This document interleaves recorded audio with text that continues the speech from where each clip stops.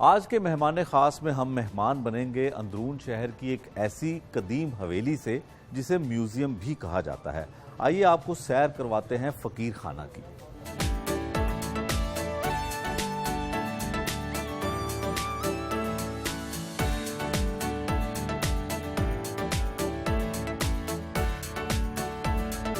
سر، فقیر خانہ ہے کیا؟ اندرون شہر میں آئیں تو کسی سے پوچھیں کہ فقیر خانہ کہاں ہے تو وہ ہمیں یہاں تک چھوڑ کے جاتے ہیں۔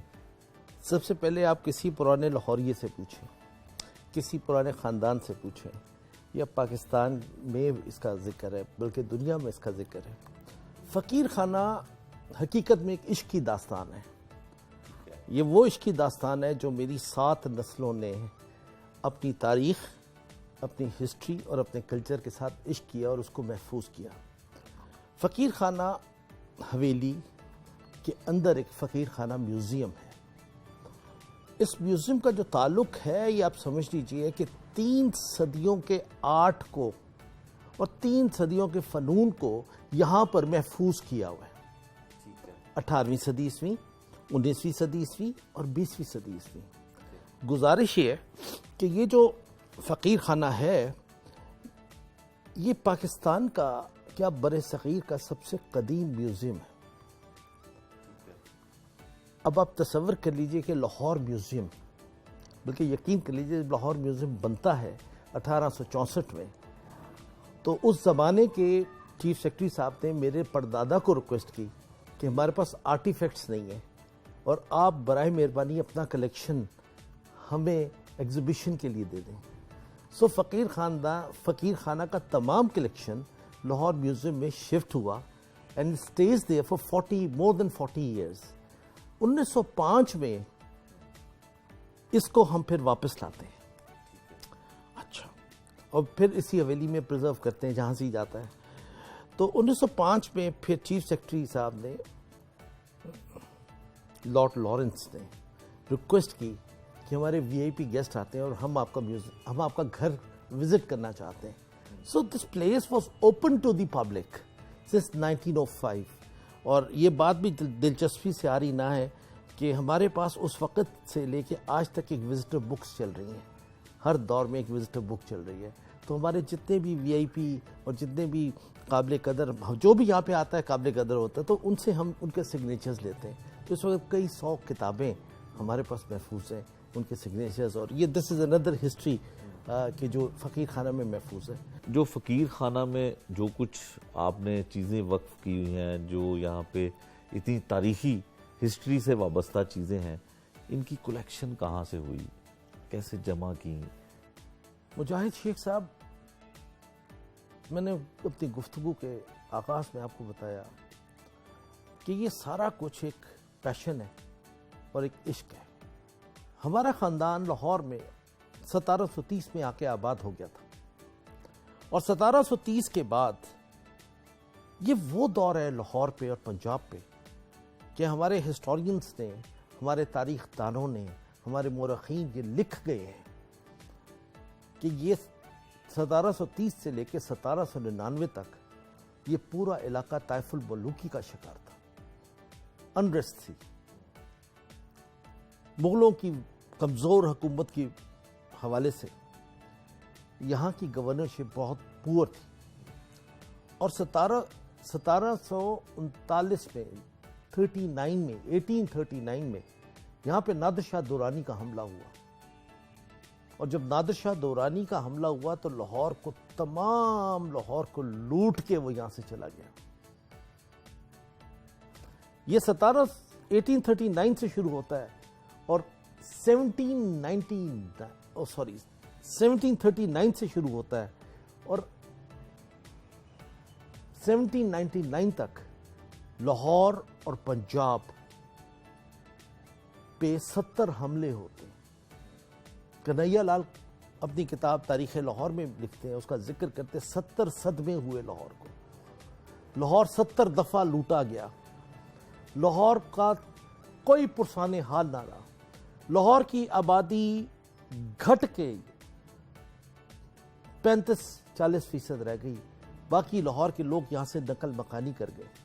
یہ لاہور کی تاریخ ہے، یہ لاہور کا واقعہ ہے. انفارچونیٹلی ہمارے ہسٹورینز اس تاریخ کو یا اس واقعے کو ہمارے بچوں تک نہیں پہنچاتے, کیونکہ وہاں پر مسلمان حملہ آور تھے. یہ تلخ حقیقت ہے. نادر شاہ دورانی, احمد شاہ ابدالی اور پھر اس کی اولادوں کے حملے, یہ آتے تھے پنجاب کو لوٹ کر کے واپس چلے جاتے تھے. تو اسی دوران میرے بزرگ جو لاہور میں آباد ہوئے تو لاہور قلعہ سے منسلک ہوئے اور انہوں نے یہاں پر ایک مدرسہ قائم کیا بہت بڑا, جس میں 400 بچوں کے بورڈنگ اور لاڈجنگ کا سلسلہ تھا. لاہور میں ایک شفا خانہ قائم کیا جس کا نام تھا دارالشفا, اور پھر ایک اپنا بزنس شروع کیا, وہ that was the publishing house. یہ کتب, خیال رہے کہ اس زمانے میں کتابیں, ہمارے پاس پریسز نہیں تھے تو کتابوں کو ری رائٹ کرایا کرتے تھے. تو انہوں نے 10,000 کتب اپنے پاس جمع کیے, 10,000 مخطوطے جمع کیے, اور پورے ہندوستان میں پھر کے وہ مخطوطے بیچتے تھے اور اگلے سال کے آرڈرز لیتے تھے. That was our business. So جو مخطوطوں جو بک کلیکشن تھی 1860 میں 1760 میں یہ لکھا ہوا ہے ہماری فیملی آرکائیوز میں, اور ہمارے پاس ان مخطوطوں کی لسٹ موجود ہے جو ہماری لائبریری تھی. more than 10,000 books with us. تو وہاں سے فقیر خانہ کا کلیکشن شروع ہوا.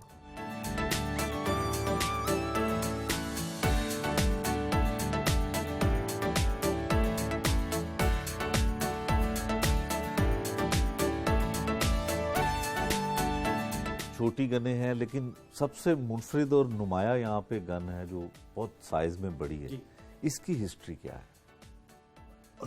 میرا صاحب, یہ جو گن ہے اس کا وزن تقریباً 20 سیٹ سے زیادہ ہے, اور یہ وہ گن ہے جو سٹینڈ پہ رکھ کے چلائی جاتی تھی. یہ اس گن کی خوبی یہ کہ یہ کینن ایکشن گن ہے.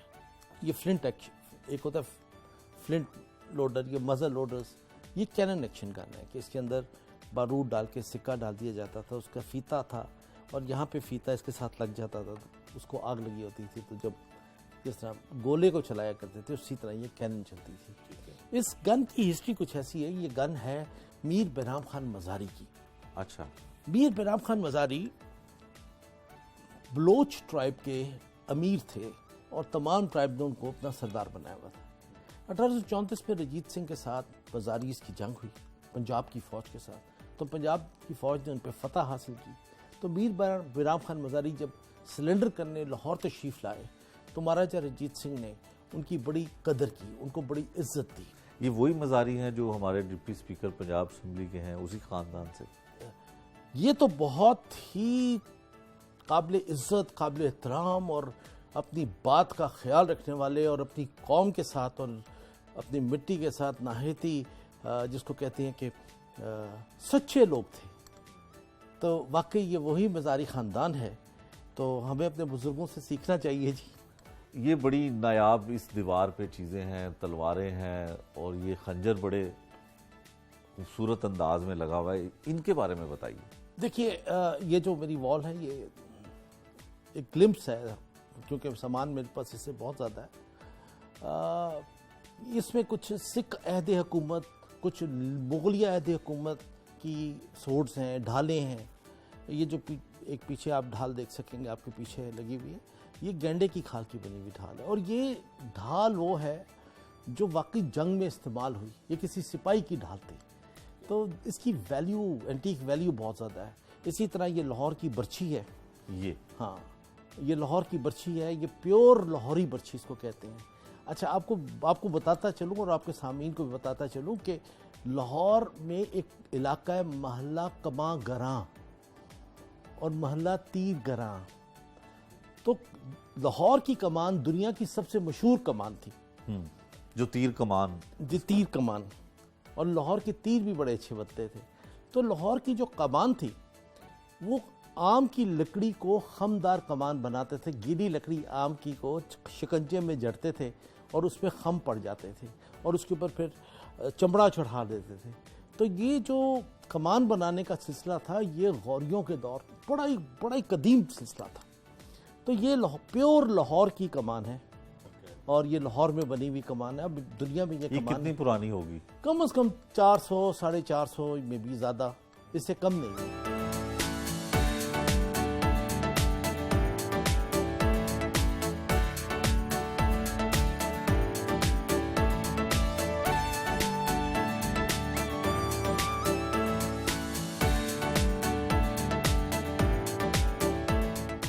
یہاں تو بہت کچھ ہے. الحمدللہ یہ ہمارا منیچر ہال ہے. اچھا. اس میں 160 کے قریب فن مصوری کے نمونے موجود ہیں اور یہ ہندوستان کی طرز مصوری ہے. اس میں ایرانی طرز مصوری بھی ہے اور یہاں پہ تقریباً تمام سکولز کی نمائندگی کی گئی ہے. مغلیہ طرز مصوری، پرشین طرز مصوری، مغلوں سے پہلے جو ہمارے ہاں ہندوستانی پینٹنگز ہوتی تھیں جس کو چترکاری کہتے تھے تو وہ بھی یہاں پہ موجود ہیں. یہ وہ دور تھا جب منیچر اپنے عروج پہ تھا. اس سے پہلے اگر ہم منیچر کی بات کریں تو یہاں پہ جو کام ہوتا تھا ان کو منیچر نہیں کہتے تھے، ان کو چترکاری کہتے تھے. تو چترکار جو ہمارے تھے، جو پینٹرز تھے، وہ بہت ہی ٹیلنٹڈ پینٹرز تھے. وہ ہماری اپنی کہانیوں کو پینٹ کرتے تھے، جس طرح ماں بھارتا کی کہانی، جس طرح کورو پانڈو کی جنگوں کی کہانیاں. لوگوں میں یہ چترکاری بڑی مشہور تھی. ہمارے ہاں ایک چیز بڑی کامن تھی کہ ہم ہر چہرہ مختلف بناتے تھے. ٹھیک ہے. جبکہ ایرانی طرز مصوری ایسی نہیں تھی. تو بابر بادشاہ جب یہاں پہ تشریف لائے تو بابر بادشاہ نے یہاں کے پینٹنگز کو دیکھا اور ایرانی طرز مصوری کو بھی دیکھا. تو اس نے اپنی بایوگرافی میں ایک چھوٹا سا نوٹ لکھا اور اس نوٹ میں کہتا ہے کہ ایرانی طرز مصوری میں چہروں میں اور پرپورشنز اتنے اچھے نہیں بناتے.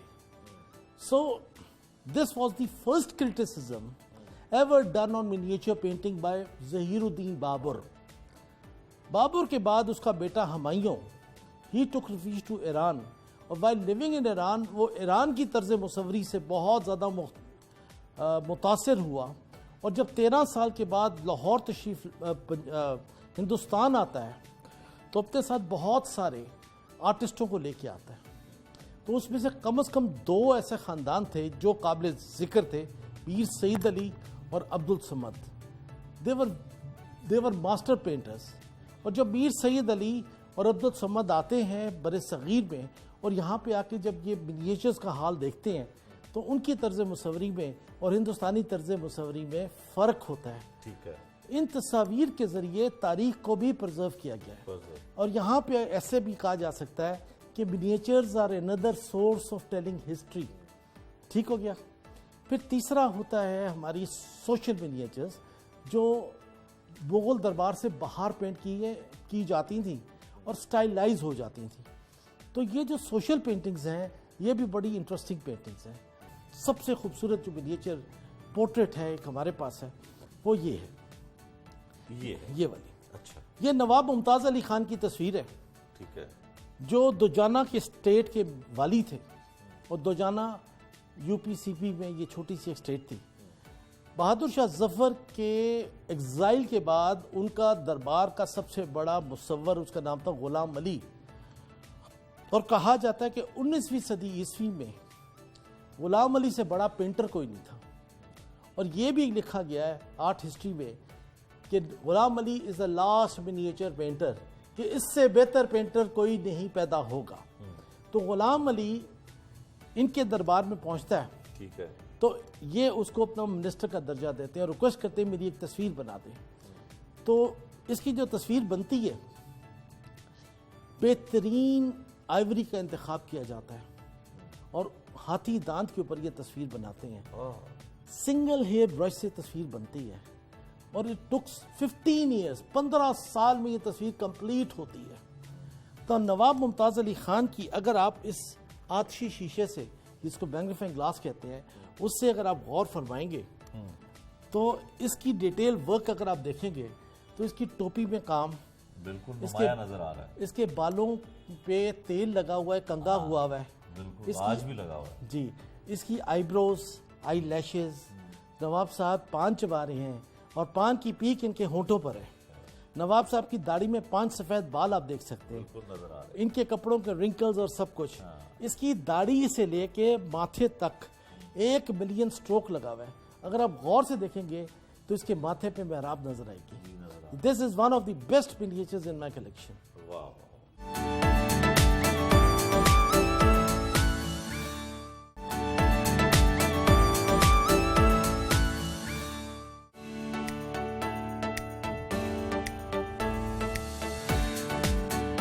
یہ کیا ہے؟ آپ نے اکبر بادشاہ کے متعلق سنا ہے؟ ہمارا مغل بادشاہ اکبر. آپ کی حیرت کی انتہا ہو جائے گی جب میں آپ کو یہ بتاؤں گا کہ اکبر کی ایک یورپین وائف تھی. اس کی ایک یورپین ملکہ تھی، اس کا نام تھا مریم. انگریزی زبان میں میری کہتے ہیں. پورچگیز جب اکبر سے رخصت لے کے یورپ جا رہے تھے تو پورچگیز سوداگروں نے کہا کہ بادشاہ سلامت آپ کے لیے کیا لاؤں، یورپ سے کیا تحفہ چاہیے؟ تو آپ نے فرمایا میرے لیے بیوی ڈھونڈ کے لاؤ. تو وہ پھر بیوی کے لیے بھی ایک بلو بلڈڈ ہونا اور ایک اعلیٰ خاندان سے ہونا بڑا ضروری تھا. تو ڈھونڈتے ڈھونڈتے ڈھونڈتے اسپین پہنچے اور اسپین جا کے ایک آرفن ایج سے خاتون کا پتہ لگا جس کے جو بڑے رائل فیملی سے تھی، مگر اس کے ماں باپ کی ڈیتھ ہو گئی تھی. تو حکومت اس کی جائیداد اور اس کو ٹیک کیئر کرتی تھی. تو پھر اس کو کنونس کیا گیا، اس کو منوایا گیا کہ ہم تو یہ ہندوستان لے جاتے ہیں اور اکبر کی بیوی بنائیں گے اور اکبر تو ہندوستان کی ملکہ بنے گی. تو خیر یہ مان گئی. جب یہ مانتی ہے تو یہ ہندوستان آتی ہے اور اکبر ان دنوں فتح پور سکری میں ہوتا ہے. اور جب فتح پور سکری میں اس کی ملاقات ہوتی ہے اکبر سے تو اکبر اس پہ ایک دم فریفتہ ہوتا ہے. اکبر کہتا ہے میں تو شادی کروں گا. تو اکبر نے اس کے ساتھ شادی کی اور فتح پور سکری میں اس کے لیے نہایت ہی خوبصورت ایک چیمبر بنوایا. اکبر واز کمنگ ٹو لاہور آ رہا تھا. تو لاہور جب آ رہا تھا تو اس کو اپنے ساتھ لاہور لے آیا اور لاہور قلعہ میں اس نے رہنا شروع کر دیا. شی لیوڈ اے شارٹ لائف. ہمیں معلوم نہیں پڑا، تاریخ خاموش ہے یہاں پہ کہ اس کے ساتھ کیا ہوا تھا، مگر شی لیوڈ اے شارٹ لائف. اس کی لاہور میں ڈیتھ ہو گئی اور اکبر نے اپنے اکبری دروازے کے سامنے نہایت ہی خوبصورت باغ میں اس کو دفنایا اور پھر اس کے نام سے ایک مسجد بنوائی جو اس باغ کی اس مسجد کی صحن میں اس کی قبر تھی اور اس کی ارد گرد اس نے بڑی خوبصورت مسجد بنوائی اور اس مسجد کا نام ہے مسجد مریم زمانی. یہ وہ تابناک ہستی ہے جو لاہور کی تھی. لاہور میں اس کو دفنایا گیا جو اسپین کی تھی اور آپ اس کو دیکھ سکتے ہیں she remains as a Christian wife. Akbar نے اس کو کنورٹ نہیں کیا تھا. اب آپ اس طرف دیکھ سکتے ہیں کہ یہ ہماری ریاست طرز مصوری ہے. یہ میرے بڑے دل کے قریب ہے. یہ کانگڑا سکول اس کو کہتے ہیں. گلیر اور کانگڑا یہ قریب 2 سکولز تھے. پہاڑی اس کو مصوری کہتے ہیں. یہ پہاڑی سے مراد ہم لیتے ہیں پنجاب ہلز اور پنجاب ہلز کا مطلب ہے کشمیر. تو دس از کشمیری منیچرز. اور ان سب تصاویر کے پیچھے ایک کہانی چھپی ہوئی ہے. تو آپ کے پروگرام میں اتنا وقت نہیں ہے اور کہ ہم کہانی ہم بیان کر سکیں. اسی طرح اگر آپ چلتے ہوئے اس طرف دیکھیں تو یہ ہمارے کونے میں ایک بڑا ہی خوبصورت واز پڑا ہوا ہے. ہم اس واز کو ستسما کہتے ہیں. یہ جاپنیز کلیکٹرز آئٹم ہے اور جتنا بڑا یہ اور جتنا خوبصورت واز ہے اس میں سیمورائز بنے ہوئے ہیں اور یہ اس کی عمر بھی بہت پرانی ہے. غالباً 300-400 سال پرانا ہے اور یہ اپنے خوشنما خوش رنگوں میں ہے اور یہ دنیا کا ایک ایکسپینسو واز میں اس کا شمار ہے.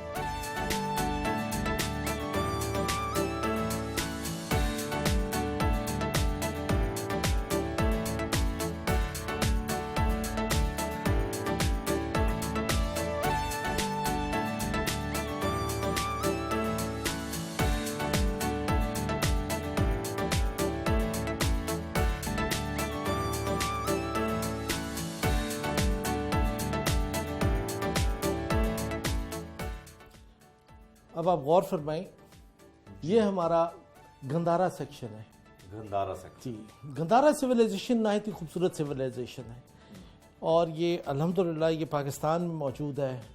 یہ چکوال سے شروع ہوتی ہے اور بامیان تک جاتی ہے.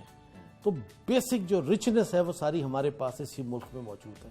تو بدھا، ٹیکسلا، تخت by, Swat valley, Chakwal valley, یہاں پہ ہمیں بدھا کے جو نمونے ملتے ہیں یہ 1st سینچری سے، بلکہ اس سے بھی پہلے سے، مطلب اس سے بھی 1000 سال پہلے سے یہاں پہ ہمیں چیزیں ملتی ہیں.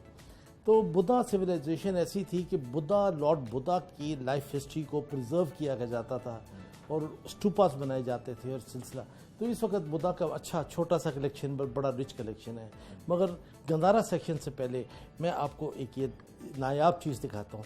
اس کو کہتے ہیں واٹر فلٹر. واٹر فلٹر یا سنگ صفا. اچھا، سنگ صفا، سنگ پتھر صاف، پیوریفائنگ واٹر پتھر. اس کو اگر ہم گندے پانی کے جوہر میں رکھ دیں، پینے کا پانی اس کے اندر آ جاتا ہے. جس طرح ہمارا سکن کام کرتی ہے کہ ہمارا پسینہ نکلتا ہے، اسی طرح پسینہ اس کے اندر جاتا ہے، پانی کے بخارات اس میں جاتے ہیں اور وہ پینے کے قابل ہوتا ہے. یہ دنیا میں صرف 2 ہیں. اچھا، ایک لال قلعہ دہلی میں تھا اور دوسرا لاہور کے فورٹ میں تھا. جو لاہور کے فورٹ میں تھا وہ فقیر خانہ کے پاس آ گیا اور باقی یہ محفوظ ہے. کیا بات. اسی طرح ہمارے پاس کچھ یہ الماری ہیں، اس میں ہم دیکھ سکتے ہیں بدھا سویلائزیشن کے نہایت ہی خوبصورت نمونے. اگر آپ اس کو غور کریں گے، یہ غور سے دیکھیں گے کس قدر خوبصورتی سے اس کی اسمائل ہے، اس کی حسن انسان نے بنایا ہوا ہے. اور انسان نے کتنا حسین، اللہ پاک نے انسان کو کیا طاقت بخشی ہے کہ پتھر میں بھی جان ڈال دیتا ہے. یہ کیا ہے جی؟ یہ جناب میری فیوریٹ کارنر ان دس میوزیم. یہ اتنا نازک ہے کہ دنیا میں کہیں پہ بھی زلزلہ آئے تو مجھے اس الماری کی فکر ہوتی ہے، یا اللہ ان چیزوں کی خیر ہو. یہ ظروف ہیں، پرانے برتن ہیں، اور یہ ایسے نایاب برتن ہیں کہ جس کی جتنی تعریف کی جائے کم ہے. اگر آپ اس سفید ٹی سیٹ پہ غور فرمائیں، یہ 350 سال پرانی ہے اور یہ بنی تھی چائنا میں جاپان کے لیے، جاپان کی رائلٹی کے لیے. اس کو کہتے ہیں ایکشل چائنا، اور اس کو مون کپس بھی کہتے ہیں. کہ اس کو اگر آپ ایسے دیکھیں گے تو آپ کو چاند کا مشابہ ہوگا. کہتے ہیں کہ 100 ٹی سیٹس بناتے تھے اور اس کو آگ لگاتے تھے، اور اس میں سے غالباً ایک ٹی سیٹ ٹھیک نکلتا تھا، جو انڈر فائر یا اوور فائر نہیں ہوتے تھے. تو وہ جو ایک ٹی سیٹ تھا، تو 100 ٹی سیٹ کی قیمت اس ایک ٹی سیٹ پہ لگاتے تھے. تو اس کی خوبی یہ ہے، یہ اتنا باریک اور اتنا نازک اور اتنا ڈیلیکیٹ پورسلین ہے کہ اس کا وزن کوئی نہیں ہے. تو مجھے اپنا ہاتھ دیجئے، میں آپ کے ہاتھ پہ رکھتا ہوں اور دیکھیں there is no weight. Weight ہے ہی نہیں. جی، کیا بات. اور یہ نیچے جو ہے یہ جاپنیز ہے، ماؤنٹ فوجیاما بنا ہوا ہے. جاپان پہلے چائے کنڈے والے کپ میں کبھی نہیں پیتے تھے، تو ہمیشہ پیالیوں میں چائے پیتے تھے. تو پھر ان کو خیال آیا کہ ہم بھی کنڈا بنائیں، تو انہوں نے یہ اس کی ایج بھی 3.5. یہ رشین گارڈنرز ہیں. یہ پیچھے جو پلیٹ ہے یہ مہاراجہ رنجیت سنگھ کی پرسنل بلانگنگ ہے. اس کو پیٹرا ڈورا کہتے ہیں، جو سنگ مرمر میں کام ہوا ہوا قیمتی پتھروں کا. اسی طرح جاپنیز، اسی طرح ہالینڈ، فرانس اور مختلف علاقوں سے یہ برتن. اور اس میں بھی کچھ یقیناً قیمتی. جی، واہ. یہ دیکھیں، یہ 3 سٹیچوز ہیں بدھا کے جو دنیا میں نایاب ترین سٹیچوز تصور کیے جاتے ہیں. کہا جاتا ہے کہ بدھا ہمیشہ آپ کو لوٹس کے ساتھ ملتا ہے، مگر Buddha in sunflower is something very rare. Buddha in 3 phase. پہلا فیز جب اس کا بچہ تھا، اس کو ڈریگنز پروٹیکٹ کر رہے ہیں، پھر اس کی عبادت دکھا رہے ہیں، اور تیسرا جب بدھا نے روزہ رکھا. اب یہاں پہ دیکھیں dragons are upside down, کہ بدھا اب ڈریگنز کو پروٹیکٹ کر رہا ہے. اسی طرح بدھا جو بولتا تھا شدھ بولتا تھا، اور شدھ کا مطلب ہے پیورٹی. تو ہمارے ہاں جو سمبل شدھ کا ہے انار کے درخت کا ہے، اور اس کے منہ سے انار کا درخت دیکھیں گے. اب میں آپ کو اس میوزیم کی پرانی سے پرانی چیز دکھاتا ہوں. یہ ہے 7,500 سال پرانی. اس کو کہتے ہیں مہر گڑھ ڈالز. 7,500 سال. جی، یہ الحمدللہ پاکستان میں یہ سویلائزیشن ملی ہے، جو بلوچستان میں ملی ہے. اس کو کہتے ہیں مہر گڑھ. تو یہ میئر گڑھ کا میرے پاس بہت سارا سامان ہے، تو اس میں سے یہ دو ڈالز ہیں کمال، ڈسپلے پہ رکھی ہوئی۔ کمال ہے۔ یہ بھی برتنوں کا کوئی پورشن ہے؟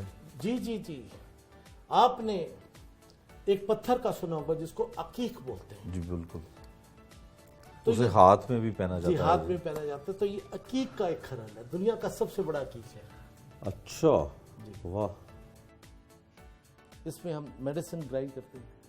مگر سب سے خوبصورت چیز جو یہاں پہ آپ کو بتانے لگا، یہ میرا سیلیڈون کا سیکشن ہے۔ سیلیڈون کورین کراکری ہے، اور کہتے ہیں کہ سیلیڈون کے اندر ایک ایسا کمال تھا کہ اس کے اندر خاص سیلیڈونز ایسے ہوتے تھے کہ وہ پوائزن ٹیسٹڈ ہوتے تھے، کہ اگر اس میں زہر والا کھانا ڈالا جائے اس پلیٹ میں تو یہ اپنا رنگ بدل لیتی تھی، یہ پلیٹ؟ جی، اور زہر والا کھانا اگر اس پلیٹ میں ڈالا جائے تو یہ کریک ڈیولپ کر لیتی تھی۔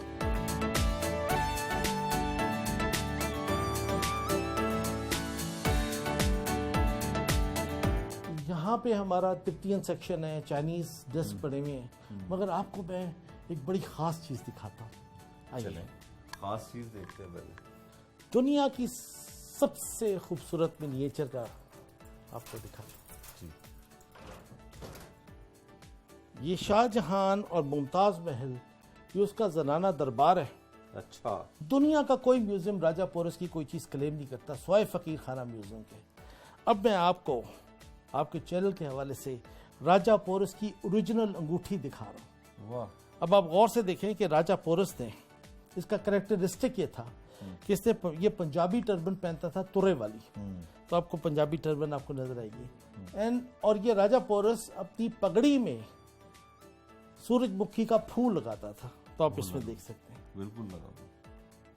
یہ 326 BC کی انگوٹھی۔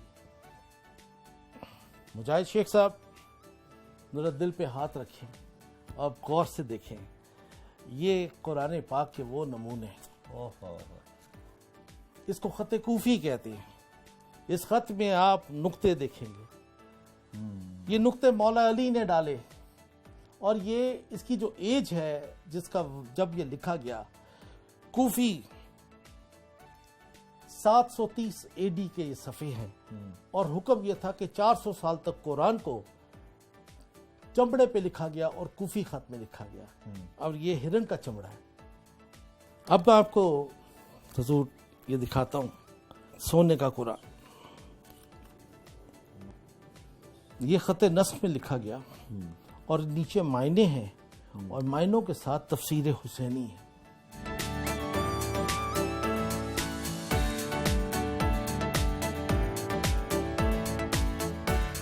یہ میں اب آپ کو جو اس فقیر خانہ میوزیم کی ایک نہایت ہی پرائڈ چیز ہے وہ یہ ہے، یہ ہے ارتق الغازی کی وہ جیکٹ جو ابن عربی نے ان کو دی تھی۔ اگر آپ اس جیکٹ کو غور سے دیکھیں تو اس میں خط سلس میں قرآنی آیات کو لکھا گیا۔ اس کو کہتے ہیں برد امانی، cloth of the holy protection. یہ ارتق الغازی اس کو پہنا کرتے تھے اپنی ذرہ بختر کے نیچے، اور یہ جیکٹ اس کا فقیر خانہ میوزیم کی زینت میرا ہے۔ خیال ہے کہ فقیر خانہ میں ایسی وہ چیزیں ہیں جو بہت کم کسی میوزیم میں، بہت کم ہے اور یہ ارطغرل الغازی جس کے لیے تو prime minister, ex prime minister جو تھے، جی جی جی، وہ بڑی تعریف کرتے تھے کہ اس ڈرامے کو دیکھا جائے۔ الحمدللہ، اور دیکھنا بھی چاہیے کہ مسلمانوں کا ارتقاء کیسے ہوا، مسلمانوں نے کیا کیا سازشیں ہوئیں، حکومتی سازشیں کیا کیا ہوتی تھیں، تو وہ ضرور اپنے ڈراموں سے، اپنی تاریخ سے تو سیکھنا ضروری ہے، مگر یہ اوریجنل جو ہمارے پاس پاکستان میں خزانوں کی کمی نہیں ہے، تو یہ ایک پاکستان کا نہایت ہی امپورٹنٹ خزانہ ہے جو فقیر خانہ میں محفوظ ہے۔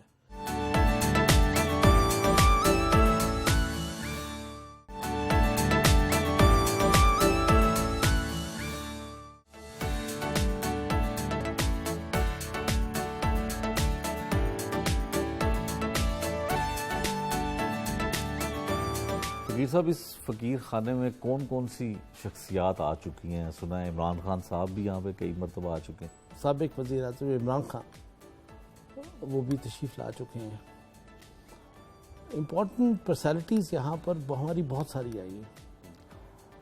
جس زمانے میں اسلامک سمٹ کانفرنس ہوئی ہے بھٹو کے دور میں، سربراہ مملکت کے ساتھ جو ڈیلیگیشنز تھے، کیونکہ کوئی سیکیورٹی ریزنز تھے، دون شہر میں آنا مسئلہ ہوتا تھا، تو جتنے ڈیلیگیشنز تھے وہ سب یہاں پہ آئے ہیں، ان کی فرسٹ سیکٹریز اور ان کے پی ایز وغیرہ تو فقیر خانہ میں وزٹ کر گئے تھے. راکو فیلر یہاں پہ آیا ہے.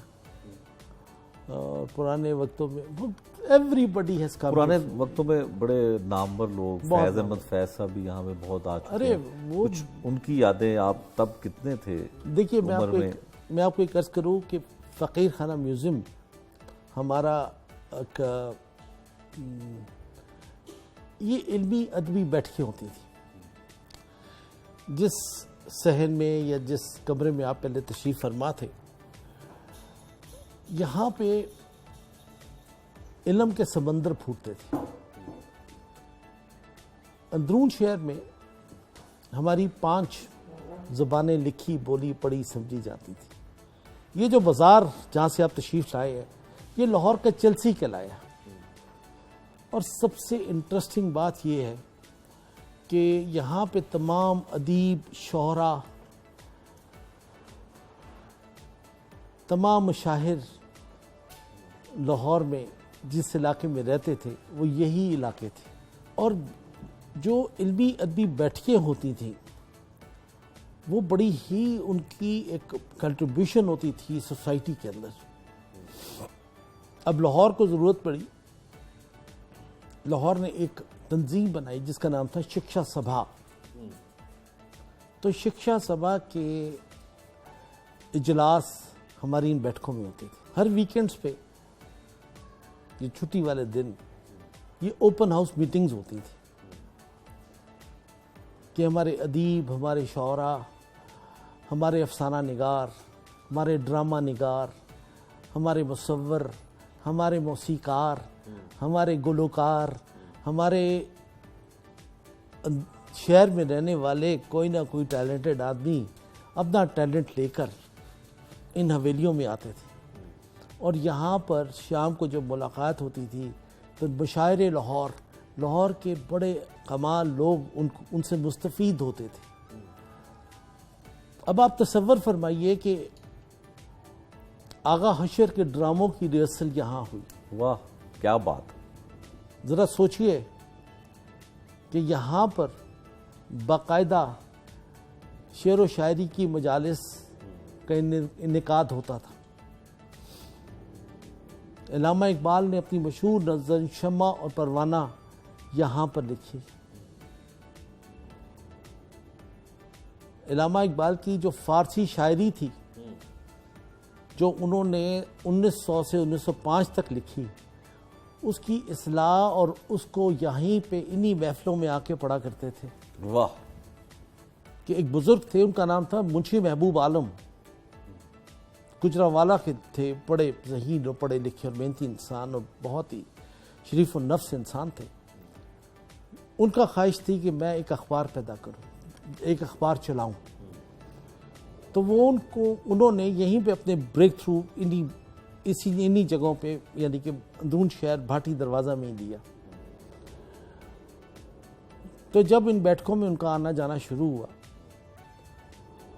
تو انہوں نے سوال ڈالا صاحب نظر، صاحب علم کے سامنے کہ میں اخبار نکالنا چاہتا ہوں، تو مجھے کوئی نام تجویز کر دیں. تو ان دنوں نیو یارک میں ایک نیا اخبار نکلا تھا، اس کو کہتے ہیں پینی نیوز پیپر. تو یہاں پہ جب ان سے سوال ہوا کہ میاں یہ اخبار تم کتنے کا بیچو گے، تو کہتے کم از کم 1 پیسے کا تو بیچوں گا. تو کیا ہی اچھا ہو کہ اس کا نام تم پیسہ اخبار رکھ لو. کیا بات، کیا بات! منشی محبوب عالم جب لاہور تشریف لائے تو انہوں نے فیصلہ کیا کہ میں اپنے دوست کے ہاں ٹھہروں. تو اس کے دروازے پہ جب دستک دی تو انہوں نے کہا بسم اللہ منشی صاحب آپ تشریف لائیں، تو یہ آپ کا مہمان خانہ ہے. کہتا ہمارے قیام ذرا طویل ہوگا اور ایک شرط پہ ہوگا. کہتا وہ کیسے؟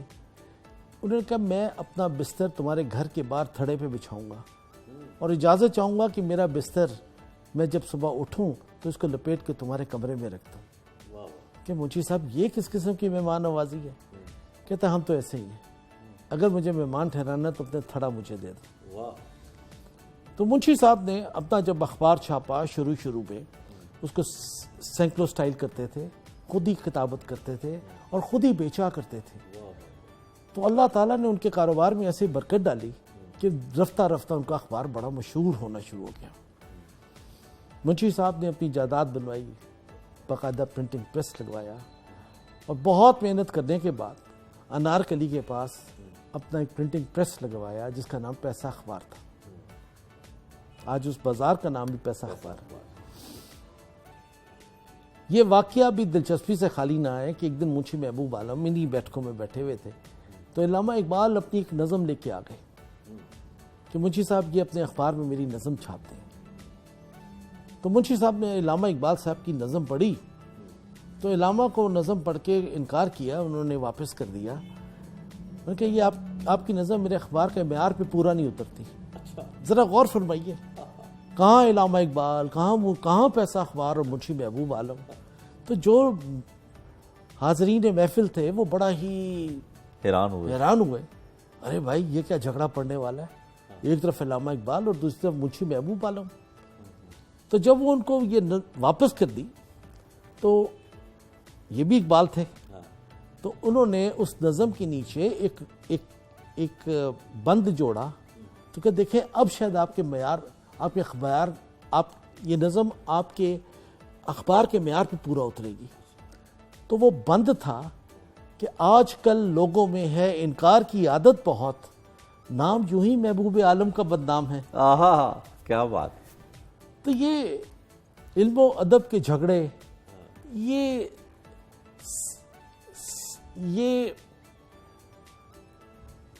جو گتھلیوں کو سلجھایا کرتے تھے، پھر پلاننگز کیا کرتے تھے.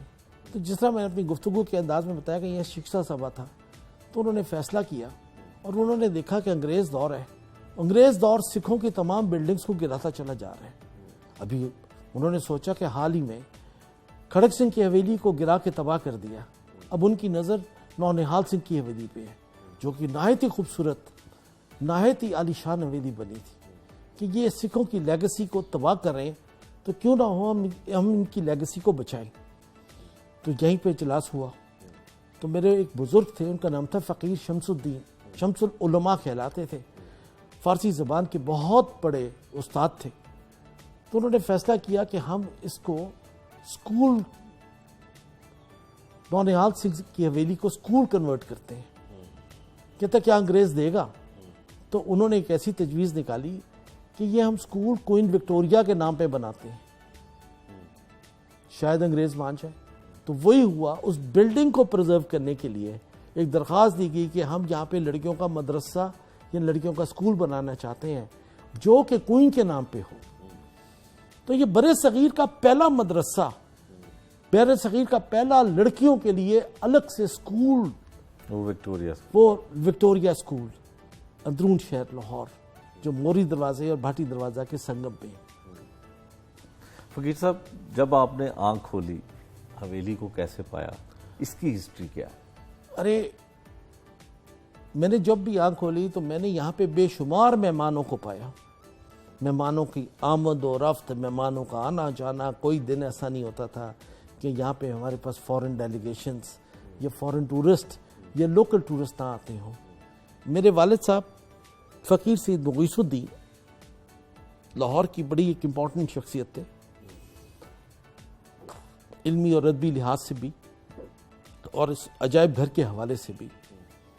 تو میں نے اپنی آنکھ کے سامنے، مجھے یاد ہے ہماری لاشعور تھی، تو ہمارا کام ہوتا تھا کہ جب والد محترم بیٹھ جائیں تو میری والدہ کھانا، چائے، شربت، برتن وغیرہ اندر پہنچاتی تھی، تو ہم بچوں کے ہاتھ پہنچاتی تھی.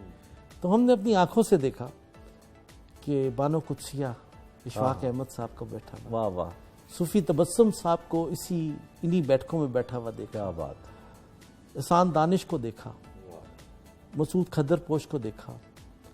ہم نے فیض احمد فیض کو چائے پیتے ہوئے اور سگریٹ پیتے ہوئے انہی بیٹھکوں میں دیکھا. گفتگو دیکھی، بحثیں دیکھی. وہ لاشعور تھا، ہمیں معلوم نہیں کہ وہ گفتگو کیا کرتے تھے، مگر یہ ضرور یاد ہے کہ وہ بڑا کہکا لگا کے ہنستے تھے. اور نہایت ہی خوبصورت محفلیں دیکھی، تو ہمارے جتنے مشاہیر تھے وہ انہی بیٹھکوں میں آتے تھے. تو یہ جو بیٹھکیں تھیں ہم سوچتے ہیں اب اس کو انشاءاللہ ریوائیو کریں، اپنے دوستوں کو بلائیں اور ایک علمی ادبی محفلوں کا سلسلہ دوبارہ شروع کریں.